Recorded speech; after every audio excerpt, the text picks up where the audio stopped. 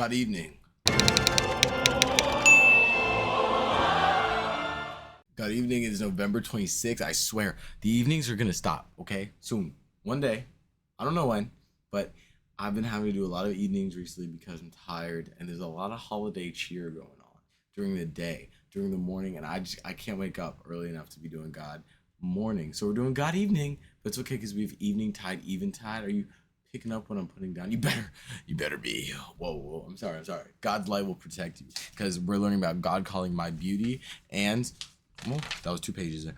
God eventide, complete obedience. So there's beauty in being a. I think we have a little listener outside. There's beauty in being obedient and listening. Let's learn about that. All right. So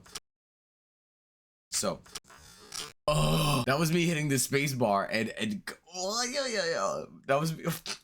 I guess God thought I did a crap job the first time because that was me hitting the space bar and recording for the next 25 minutes to absolutely no one. Just putting on a live performance for my wall right here. Oh my gosh. Let me tell you, he was tearing up. His ducks are full, but yours aren't. We gotta hit you.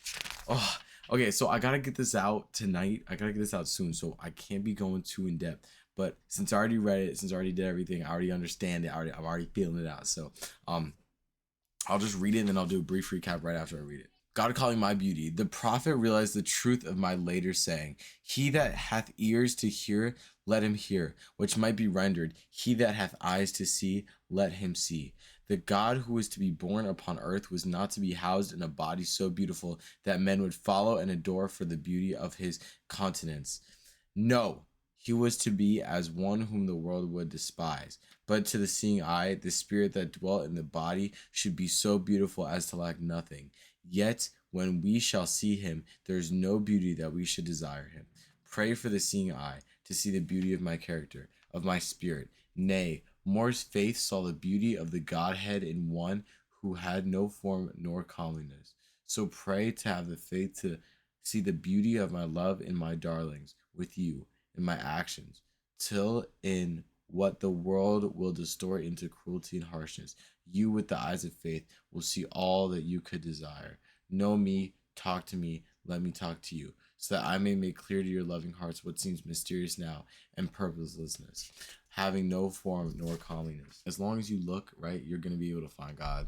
You're going to be able to hear God. But it goes deeper into that. It goes into God's true beauty. And it goes into how Jesus was not a good looking person. Like we don't really know what Jesus looked like. But it goes into Jesus was not followed because he was good looking. He was not followed because he was just someone that you'd admire to follow, right? I mean, he was, but in a spiritual sense. He wasn't like super good looking. He wasn't super athletic. You wouldn't just follow him for basic reasons. It's saying that you'd only follow Jesus if you truly use your eyes in a spiritual way and you truly were able to see God's true spirit. Then you'd see it spotless. Then you'd see it cleanless and you'd see it pure and white and beautiful, just like how God made it. But if you can't see it like that, then you're going to see Jesus exactly how God made him. It says God is saying here that he made Jesus be hated by the entire world. And the only people who wouldn't hate him are the people who truly saw and truly had the eyes and ears of God, and people who truly wanted to see God and love God and know God. Those are the only people who saw Jesus for the beauty that he actually was, right? Just like I don't think he was an ugly dude, right? But he definitely said things that angered people because he said the truth. He said love, and that's what he spread. He spread love, joy, and truth, and that really went against it. So it's saying right here when it says he was to be as one whom the world would despise. They despised what he had to say. The world despised what he had to say. The Roman Empire, everything that he stood for went against them. So God made Jesus in a way that made people angry, that made people not want to inherently follow him, so that the only people who really did were people who really walked with the Lord truly and who really want to follow in God's footsteps.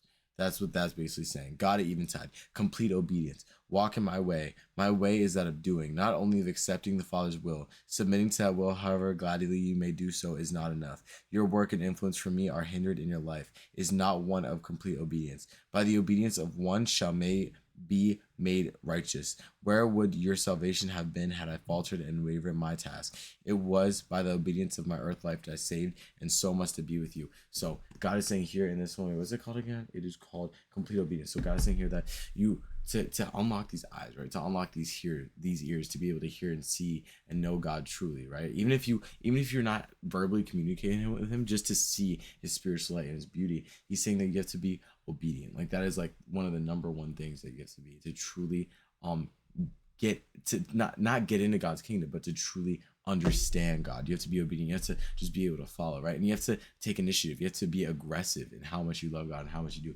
Like Jesus, right? Jesus was on the cross, and he even looked up and said, "Why, God? Why are you doing all this?" He wasn't inherently questioning God, but he just wanted to know why. Like what would come of this, right? Like how does it make sense for me to die on the cross? Like what's going to happen? Where would your salvation have been if I falter? So God is saying that you have to be aggressive and you have to work hard. You have to work hard at being obedient, right? Like it's not just enough to say, yeah, I'll do this for you, God. Like you have to want to do it. You have to step in. He's saying, where would we be if God faltered with his task for us? If Jesus wasn't able to die on that cross, where would we be? If Jesus faltered in obedience. So like that's how we have to be retrospective in our life and where we are. So obviously this is a fast one, guys. I really messed up. I'm mad about it, but it's okay. November 26th, that's it. And with that, I'll say amen.